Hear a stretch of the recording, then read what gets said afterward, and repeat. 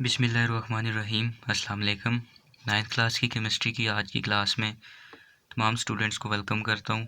आज जो हमारा टॉपिक है वो है relative atomic mass and atomic mass unit. Students, आज के टॉपिक को मिलाकर और इससे ऑनवर्ड जो भी टॉपिक्स आ रहे हैं वो तमाम के तमाम इंतहाई इम्पोर्टेंट टॉपिक है। आप लोगों ने इसको तवज्जो से सुनना भी है और इसको अंडरस्टैंड भी करना है, ठीक है। एक एक पॉइंट को आपने नोट डाउन रखना है और उसको अंडरस्टैंड करने की कोशिश करनी है, क्योंकि एक एक लफ्ज़ एक एक पॉइंट अपने अंदर बहुत ज़्यादा केमिस्ट्री रखे हुए है। इसलिए आप लोगों ने किसी भी बात को मिस नहीं करना और उसको कम्प्लीटली अंडरस्टैंड करना है, ठीक है।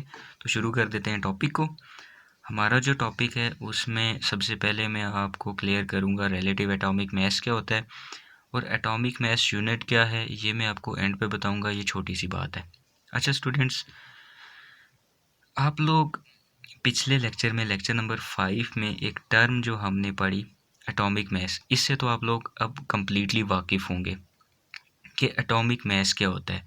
तो एटॉमिक मास का मैंने आपको बताया था कि अगर हमारे पास एक एटम है और उसके न्यूक्लियस में प्रोटॉन्स और न्यूट्रॉन्स होते हैं, तो उस एटम के इस न्यूक्लियस में मौजूद प्रोटॉन्स और न्यूट्रॉन्स की टोटल तादाद को हम उस एटम का एटॉमिक मास बोलते हैं, ठीक है। तो ये चीज़ पिछले लेक्चर में डिटेल से मैं सब बता चुका हूँ। यहाँ पे सिर्फ आपको रिकॉल ये करवाना था कि ये जो टर्म है एटॉमिक मास, इससे आप लोग कम्प्लीटली वाकिफ़ हैं कि ये क्या है। इसके साथ अब ये जो एक नई चीज़ लगी है रिलेटिव, इसका क्या मतलब है, ठीक है। तो ये चीज़ हम समझते हैं कि रिलेटिव एटॉमिक मास क्या है। स्टूडेंट्स, आप जानते हैं कि इंसान क्यूरियस है, वो हर एक चीज़ के बारे में तहकीक करता है। हर एक चीज़ के बारे में, हर एक नई चीज़ के बारे में वो क्यूरियस हो जाता है, उसके बारे में तजस्सुस करता है। इसी तरह से साइंटिस्ट ने जब एटम को डिस्कवर किया, तो एटम डिस्कवर होने के बाद अब साइंटिस्ट इस कोशिश में लग गए कि हमने इस एटम के मास को मेजर करना है। लेकिन ये चीज़ इम्पॉसिबल थी। इम्पॉसिबल क्यों? क्योंकि आप खुद एक इस चीज़ को सोचें कि अगर आपसे किसी एक ऐसी चीज़ का मास मेजर करने के लिए कहा जाए जो कि आप अपने नेकेड आई से, यानी कि आप सिंपली अपनी आँख से उसको देख भी नहीं सकते, तो क्या ये आपके लिए मुमकिन होगा कि आप उसके मास को मेजर कर सकें? तो आपका जवाब यही होगा कि ऐसा मुमकिन नहीं है। एटम का कंसेप्ट इस तरह से भी दिया जाता है कि अगर ये मेरे पास सिंपली एक डॉट है, ठीक है, तो इस डॉट के अंदर मिलियंस ऑफ एटम्स मौजूद हैं। तो स्टूडेंट्स, अब आप खुद अंदाज़ा करें कि उन एटम्स को आप छोड़ें, अगर आपने जस्ट इसी डॉट का मास मेजर करना है तो ये कितना इम्पॉसिबल है कि इस डॉट का मास मेजर किया जाए। तो इस डॉट में से एक एटम को लेना, उन मिलियंस ऑफ एटम में से एक एटम को लेना और फिर इसका मास मेजर करना, ये तो बिल्कुल ही इम्पॉसिबल बन जाता है, क्योंकि एटम इतना छोटा पार्टिकल है कि ना वो नेकेड आई से भी नहीं दिखता और आम सिंपल जो आपकी ऑप्टिकल माइक्रोस्कोप है, इवन आप उससे भी उसको नहीं देख सकते। उसके लिए आपको इलेक्ट्रॉन माइक्रोस्कोप की ज़रूरत पड़ती है। तो सोचें फिर साइंटिस्ट ने क्या टेक्निक इस्तेमाल की होगी कि उन्होंने एटम के मैसेज को मेजर किया, ठीक है। तो साइंटिस्ट ने ऐसा किया, साइंटिस्ट ने यह टेक्निक इस्तेमाल की जो कि उस वक़्त राइज थी, अगर साइंसी तौर पर भी और लोकली भी। उस वक़्त ये टेक्निक यूज़ की जाती थी आम डेली लाइफ में, जो आजकल हम भी करते हैं, कि जो भी डेली लाइफ की ज़रूरत की चीज़ें थी तो उनके मैसेज को मेजर करने के लिए हम उनको एक स्टैंडर्ड से कंपेयर करते थे। लाइक आजकल की ही एग्जांपल ले लेते हैं कि फ़र्ज़ करें आप एक दुकान पे जाते हैं और वहाँ पे आप शॉपकीपर को ये बोलते हैं कि भाई मुझे 1 किलो चीनी दे दो। तो वो आपको चीनी 1 किलो कैसे बराबर करके देता है मैस में? वो ये करता है कि अपनी जो उसका तराजू होता है, ठीक है, या जो उसका फ़िज़िकल बैलेंस है, वो उसके एक पलड़े पर 1 किलो का बाट रख देता है, ठीक है, और दूसरे पलड़े पर वो शुगर को रखता है। अब जब इस जगह पे वो शुगर ऐड करता रहता है, एक ऐसा पॉइंट आता है जहाँ पे ये शुगर बराबर हो जाती है इस वेट के। तो उस वक़्त शॉपकीपर ये कहता है कि अब आपकी शुगर 1 केजी हो गई है, ठीक है? यानी शुगर का मैस उसके लिए शुरू में अननोन था। उसे कोई पता नहीं था कि मैंने कितनी शुगर डालनी है तो उसने 1 किलो हो जाना है। उसके लिए वो मैस उसका अननोन था। उसने उसके मैस को किस तरह से फाइंड किया कि उसने इसके मैस को रिलेट किया, इसके मैस को कंपेयर किया एक स्टैंडर्ड यूनिट के साथ, ठीक है? एक स्टैंडर्ड के साथ उसने कंपेयर किया, तो उससे उसने शुगर का मैस जो कि उसके लिए शुरू में अननोन था, अब उसे पता लग गया कब जब ये दोनों आपस में बराबर हो गए तो उसे पता लग गया कि अब ये शुगर 1 केजी हो चुकी है। इसी तरह से 2 के लिए फिर उसे यहाँ पे 1 बाट और रखना पड़ता, 3 के लिए 1 और, 4 के लिए 1 और, इस तरह से सो ऑन। तो साइंटिस्ट ने सोचा कि यही टेक्निक हम इस्तेमाल करते हैं एटॉमिक लेवल के ऊपर भी। हम ये करते हैं कि एक स्टैंडर्ड बना लेते हैं, जिस तरह से कि यहाँ पे 1 केजी का स्टैंडर्ड बना हुआ है, तो हम एटॉमिक लेवल पे भी एक स्टैंडर्ड बना लेते हैं और ये करते हैं कि एटम्स को उस स्टैंडर्ड्स के साथ कंपेयर करते हैं और यूँ हमें उनके मैसेज पता लगते जाएंगे।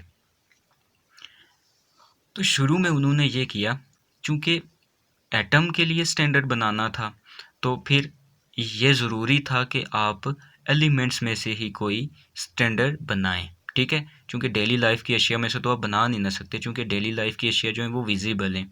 एटम या एटम से रिलेटेड जो पार्टिकल्स हैं, electron, proton, neutron and up to so on, ये तमाम के तमाम इंडिविजिबल पार्टिकल हैं। तो उसके लिए फिर जो स्टैंडर्ड बनता, या जैसे सिंपल अल्फाज में अगर आप समझना चाहें तो उसके लिए जो बाट बनता जिससे कि हमने बाकी एटम के मैसेज को कंपेयर करना था, तो वो भी फिर हमारे पास क्या होना चाहिए था कि एक एटॉमिक लेवल पे ही होना चाहिए था।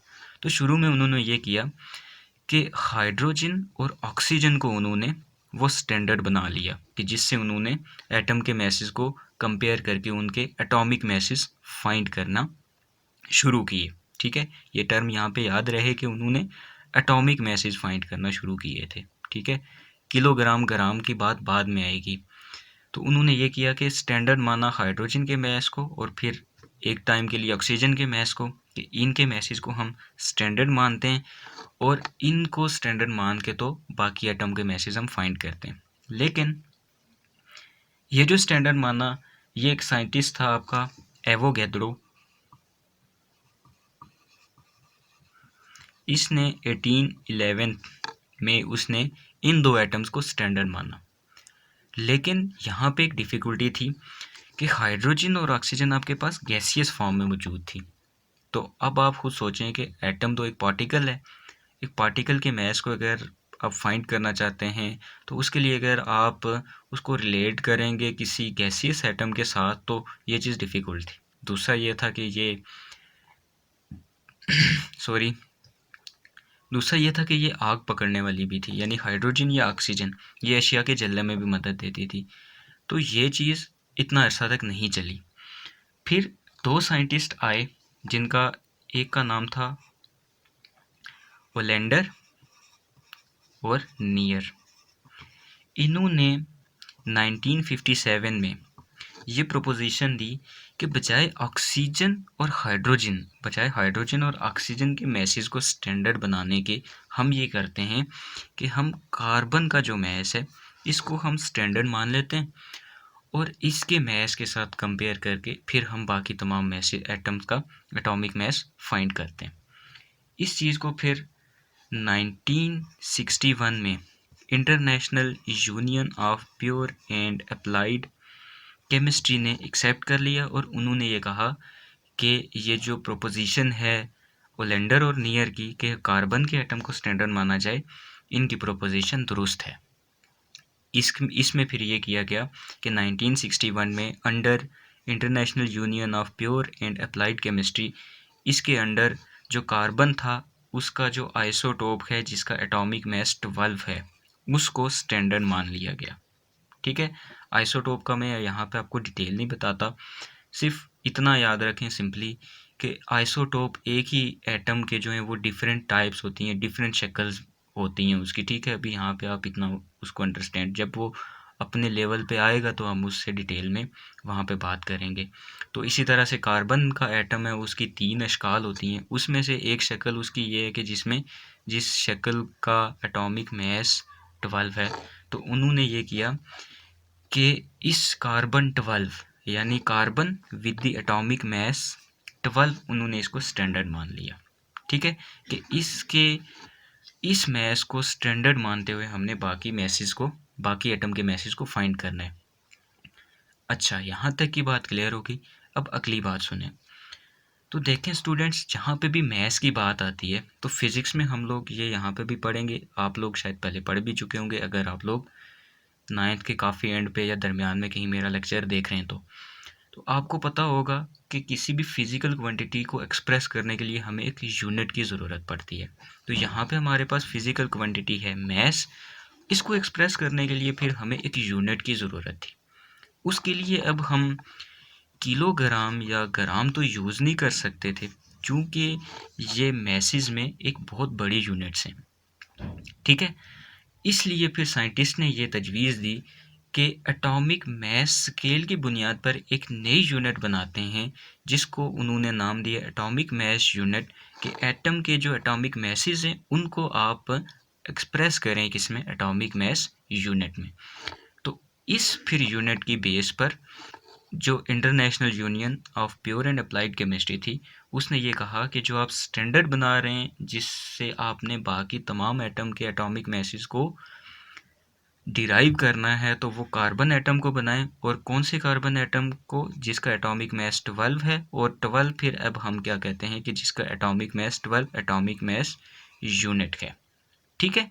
तो कार्बन के एटम को स्टैंडर्ड बना लिया गया। अब यहाँ से आगे एक छोटी सी बात है जो कि आखिरी बात हमने समझनी है, वो ये कि जैसे डेली लाइफ की एग्जांपल में हमने ये कहा कि अगर हमने शुगर ख़रीदनी थी तो हमने 1 केजी अगर शुगर ख़रीदनी थी तो हमने ये किया कि उस तराजू के एक पलड़े में हमने 1 किलो का बाट रख दिया। तो उस बाट के उस मैस के साथ हमने इस शुगर के मैस को कंपेयर किया, रिलेट किया, तो हमें पता लगा जब ये इक्वल हुए कि हमारी शुगर भी अब मैस में 1 केजी हो चुकी है। तो इस तरह से अब एटॉमिक लेवल पे एटम को तो सिलेक्ट कर लिया गया, लेकिन वो जो यूनिट बनानी थी हमने, स्टैंडर्ड यूनिट, जिससे कि हमने अब मैसेज को कंपेयर करना था इस तराजू में रख के, यानी एटॉमिक लेवल पे अब जब हमने कंपेयर करना था या एटम के मैसेज फाइंड करने थे, एटॉमिक मैसेज, तो उस वक्त जो हमने इस तराजू में जो हमने स्टैंडर्ड यूनिट रखनी थी, वो स्टैंडर्ड यूनिट इस कार्बन एटम से कैसे बनाएगी ये देखते हैं। तो उन्होंने ये कहा कि इस कार्बन एटम के आप 12 हिस्से कर लें। वैसे जनरली ये होता नहीं है, ये हाइपोथेटिकल सिचुएशन में आपको बता रहा हूँ जस्ट समझने के लिए, कि कार्बन के उन्होंने ये किया कि अगर आप 12 हिस्से कर लें, 1 2 3 4 5 6 7 8 9 10 11 12 हो गए, 1 2 3 4 5 6 7 8 9 10 11 12, ठीक है। तो ये हमने लिया carbon 12 atom with the atomic mass 12 atomic mass unit, ठीक है। तो इसका हर एक पार्ट एक AMU को रिप्रेजेंट कर रहा है। तो टोटल 12 है, तो इसका मतलब कार्बन का जो मास आया एटॉमिक मास वो कितना आ गया, 12 एटॉमिक मास यूनिट, ठीक है। तो उन्होंने ये कहा कि अब अगर आप यहाँ से वो स्टैंडर्ड बनाना चाहते हैं तो इस कार्बन के इन 12 हिस्सों में से जो एक हिस्सा है उसको अब आप स्टैंडर्ड माने। तो बाकी तमाम एटम के मैसेज को इससे कंपेयर करें तो आपके पास उनके एटॉमिक मैसेज निकल आएंगे। यानी बाकी तमाम एटम के एटॉमिक मैसेज क्या थे, 1/12 ऑफ कार्बन एटम थे, ठीक है। अब कैसे, मैं आपको बताता हूँ। एग्जाम्पल हम करेंगे, एक हाइपोथेटिकल एग्जाम्पल ही है, लेकिन आपको बात समझ में आ जाएगी। यहाँ तक बात क्लियर हो गई कि ये कार्बन एटम को सिलेक्ट किया गया with the atomic mass 12 AMU, ठीक है। अब वो जो स्टैंडर्ड हमने बनाया, जैसे हमारे पास डेली लाइफ में 1 किलो का बाट है, तो एटॉमिक लेवल पे अगर हमने एक AMU का बाट बनाना था तो वो हमारे पास एक AMU का बाट कौन सा बना, कि हमने कार्बन के 12 हिस्से कर लिए, उस 12 हिस्सों में से जो हमने एक हिस्सा पिक किया तो हमने कहा कि ये हमारे पास 1 AMU का पार्ट है, बिल्कुल उसी तरह से जिस तरह से हमारे पास डेली लाइफ में 1 किलोग्राम का पार्ट होता है। ठीक है, अब हमने क्या किया कि हमने दोबारा यही वाला तराजू लिया। ठीक है, हमने दोबारा यही तराजू लिया, हमने ये किया कि यहाँ पे हमने 1 AMU वाला पार्ट रख दिया। ठीक हो गया, यहाँ पे हमने एटम्स को रखना शुरू किया। शुरू में हमने ये किया कि हाइड्रोजन एटम को रखा। जो ही हमने हाइड्रोजन एटम को रखा तो हाइड्रोजन एटम को अभी हमने यहाँ पे एक ही बार्ट रखा था, तो हाइड्रोजन का और ये वाला बार्ट आपस में इक्वेट हो गए। तो जब ये इक्वेट हो गए तो उन्होंने कहा कि भाई हाइड्रोजन का जो एटॉमिक मास है ना वो 1 AMU है, जो जनरल वैल्यू इसके लिए ली जाती है। ठीक है, नेक्स्ट एग्जांपल लाइक अब हमने यहाँ पे रख दिया हीलियम के एटम को। अब जब हमने यहाँ पे हीलियम का एटम रखा और यहाँ पे हमने वो 1 AMU वाला बार्ट रखा, तो हमने देखा कि ये वाला हिस्सा अभी भारी है, इसका ये वाला हिस्सा हल्का पड़ रहा है। लिहाजा हमने ये किया बिल्कुल इसी तरह से जहाँ पे जैसे हम यहाँ पे अगर हमारे पास शुगर 5 kg की होती तो यहाँ पे हम 1 kg का वेट रख लेते, तो फिर हमें एक और फिर एक और फिर एक और फिर एक और यहाँ तक कि जब हम यहाँ पे 1-1 kg के 5 पार्ट रखते तो तब ये 5 kg के इक्वल आता। तो तब उसी तरह से हमने, क्योंकि ये चीज़ हमें अननोन थी कि ये कितनी है, तो अब हमने क्या किया, हीलियम का एटम रखा और यहाँ पे हमने 1 AMU वाला बार्ट रख दिया। अभी ये वाला हिस्सा भारी पड़ गया। हमने ये किया कि चलें एक और AMU रख के देखते हैं। यहाँ पे एक AMU और रखा तो हमने देखा अभी भी ये बैलेंस नहीं हुए। फिर हमने क्या किया, एक और AMU यहाँ पे रख दिया, यानी AMU का तीसरा बार्ट, 1 AMU वाला तीसरा बार्ट भी हमने रख दिया, फिर भी बराबर नहीं हुआ। हमने फिर क्या किया कि चौथा AMU का बार्ट रखा। जब जो ही हमने चौथा AMU का बार्ट रखा तो हीलियम और ये वाला पलड़ा आपस में बैलेंस हो गया। तो तब हमने ये उस चीज़ से हमने ये गेस किया कि हाँ, जो हीलियम का एटॉमिक मास है वो 4 AMU है। ठीक है, इसी तरह से हमने अगर ऑक्सीजन के लिए रखना था तो यहाँ पे फिर ऑक्सीजन के लिए हमने 16 ऐसे 1 AMU वाले बार्ट रखे, तो तब जाके उसका मास बराबर आया। तो यूँ देखें स्टूडेंट्स, हमने क्या किया कि जो अननोन एटम था, सॉरी जो एटम का मास था जो हमारे पास अननोन था, उसको हमने क्या किया कि रिलेट किया एक स्टैंडर्ड के साथ, बिल्कुल उसी तरह से जिस तरह से हमने डेली लाइफ में रिलेट करके तो चीज़ों के मास फाइंड करते थे, उसी तरह से हमने क्या किया कि एटम के मास को रिलेट किया हमने किससे, एक स्टैंडर्ड के साथ, और उसका फिर हमारे पास यूँ एटॉमिक मास निकल आया। तो चूंकि ये एटॉमिक मासेस हमने रिलेट करके निकाले, इसी तरह से ये हमारे पास टॉपिक कंप्लीट हुआ रिलेटिव एटॉमिक मास का, यानी एटॉमिक मास रिलेट करके एक स्टैंडर्ड के साथ हमने फाइंड किए, जो कि हिस्ट्री हमें बताती है। और उन एटॉमिक मासेस को, चूँकि अगर किसी का 4 आया था तो जस्ट 4 लिख देने से तो पता नहीं लगता, इसको हम ग्राम या किलोग्राम में तो लिख नहीं सकते, चूँकि ये बहुत जो है वो बड़ी यूनिट्स हैं वेट के लिए। तो फिर इस डिफ़िकल्टी को ओवरकम करने के लिए उन्होंने एटॉमिक मास स्केल की बुनियाद पर ही एक नई यूनिट बनाई, एटॉमिक मास यूनिट, जिसमें उन्होंने एटम के एटॉमिक मास को एक्सप्रेस करना शुरू कर दिया। ठीक हो गया, तो ये था हमारा topic relative atomic mass and atomic mass unit. ठीक, अब लास्ट बात एक रहती है कि जब हमें ये पता लग गया कि हाइड्रोजन का एटॉमिक मास जो है वो 1 AMU है और हीलियम का एटॉमिक मास 4 AMU है, तो फिर यहाँ से हमें इनके मासेस इन ग्राम्स कैसे साइंटिस्ट को पता लगे। तो स्टूडेंट्स, साइंटिस्ट ने कैलकुलेशन करके, यहाँ पे वो कैलकुलेशन कैसे की गई आपके कोर्स कंटेंट में शामिल नहीं है, जस्ट यहाँ पे बताया गया है कि साइंटिस्ट ने कैलकुलेशन करके ये गेस किया, ये डिवाइस किया कि आपका एक AMU जो है वो इक्वल है किसके, 1.66 इंटू 10⁻⁻24 ग्राम, या अगर आप इसी क्वांटिटी को किलोग्राम में लिखना चाहते हैं तो 1.66 इंटू 10⁻⁻27 किलोग्राम। ठीक है, 1 AMU अगर ग्राम में लिखें तो वो इसके इक्वल होता है, और अगर किलोग्राम में लिखें तो हम इसके इक्वल होता है। ठीक है, तो अब साइंटिस्ट को जब यहाँ तक वो पहुँच गए, उन्होंने ये किया कि ये जैसे मैंने बताया कि कंपेयर करके रिलेट करके उन्होंने एटम के एटॉमिक मैसेज फाइंड कर लिए। अब एटॉमिक मैसेज से वो ग्राम में कैसे गए, उनको ये कैसे पता लगा कि ये मैसेज एटम ग्राम में कितना है, तो उन्हें कैसे पता लगा कि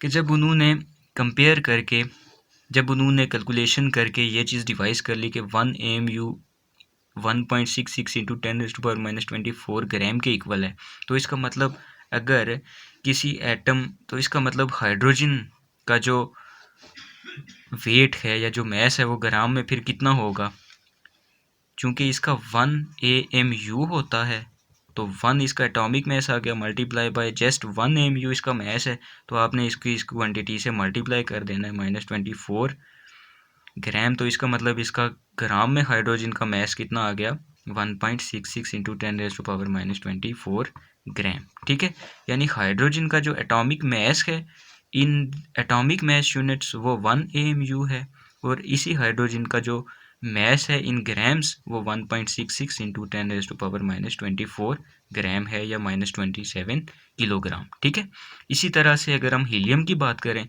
तो हीलियम का मैस जो है वो हीलियम का जो एटॉमिक मैस है वो 4 AMU है, और अगर हम इसको ग्राम में कन्वर्ट करना चाहते हैं तो हम क्या करेंगे, यहाँ पे कर देता हूँ। तो चूंकि हमें पता है कि 1 AMU 1.66 के ग्राम 1.66 इंटू 10⁻⁻24 ग्राम के इक्वल होता है। सो हीलियम का मैस अगर हम ग्राम में लिखना चाहते हैं तो हम 4 को मल्टीप्लाई कर लेंगे 1.66 इंटू 10⁻⁻24 ग्राम के साथ। तो इसको कैलकुलेट करके जो हमारे पास लेट एक्स, जो भी हमारे पास यहाँ पे क्वांटिटी आएगी, रिजल्ट आएगा, तो वो हमारे पास हीलियम का मैस होगा इन दी ग्राम्स। ठीक है, तो आई होप कि रिलेटिव एटॉमिक मैस और एटॉमिक मैस यूनिट्स की तमाम बात आपको समझ में आ गई होगी। मैं हल्का सा ओवरव्यू दोबारा दे देता हूँ। क्या था कि एटम के एटॉमिक मैसेज को फाइंड करने के लिए साइंटिस्ट ने ये किया कि डेली लाइफ में जिस तरह से हम चीज़ों को या कोई भी क्वांटिटीज़ को मेजर करने के लिए उनको एक स्टैंडर्ड से कंपेयर करते हैं, एक स्टैंडर्ड यूनिट से कंपेयर करते हैं, वो बिल्कुल उसी तरह से एटम के एटॉमिक मैसेज को मेजर करने के लिए साइंटिस्ट ने क्या किया कि एक स्टैंडर्ड बनाया।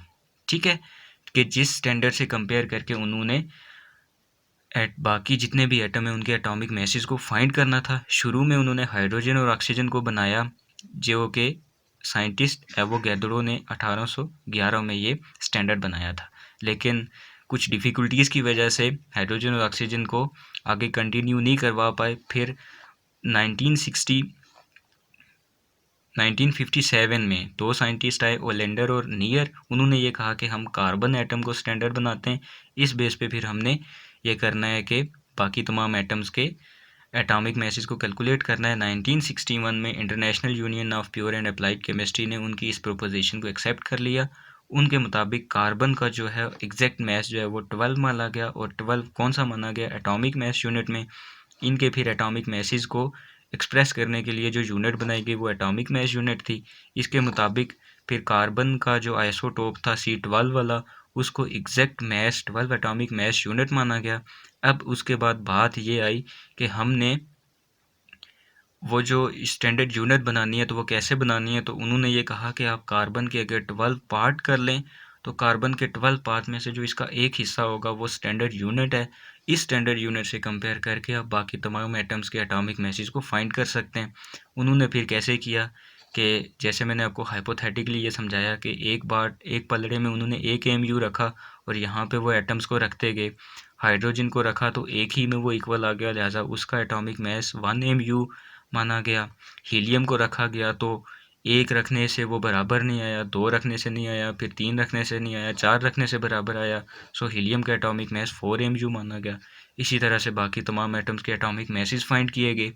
फिर उन एटॉमिक मैसेज को जब हमने ग्राम में कन्वर्ट करना चाहा तो 1 AMU हमारे पास इस क्वांटिटी के इक्वल आया। इसकी डेरिवेशन यहाँ पे मौजूद नहीं है, लिहाजा आप इसको जाने दें। आपने जैसे याद रखना है कि 1 AMU 1.66 इंटू 10⁻⁻24 ग्राम के इक्वल होता है। ठीक है, तो फिर आपने क्या किया कि अगर आपके पास किसी एटम का एटॉमिक मैस जो है वो AMU में मौजूद था तो आपने उसको कन्वर्ट करने के लिए, जब आपको ये पता लग गया कि 1 AMU इस क्वांटिटी के इक्वल होता है, तो आपने जो एटम के एटॉमिक मैसेज थे उनको AMU से ग्राम में भी कन्वर्ट करना सीख लिया। ठीक है, तो आई होप यहाँ तक आपको बात समझ में आ गई होगी। अगर कोई बात समझ में नहीं आई आप मुझसे कमेंट सेक्शन में ज़रूर पूछिए। मिलते हैं फिर नेक्स्ट टॉपिक में, तो तब तक के लिए अपना ख्याल रखिएगा। अल्लाह हाफिज़।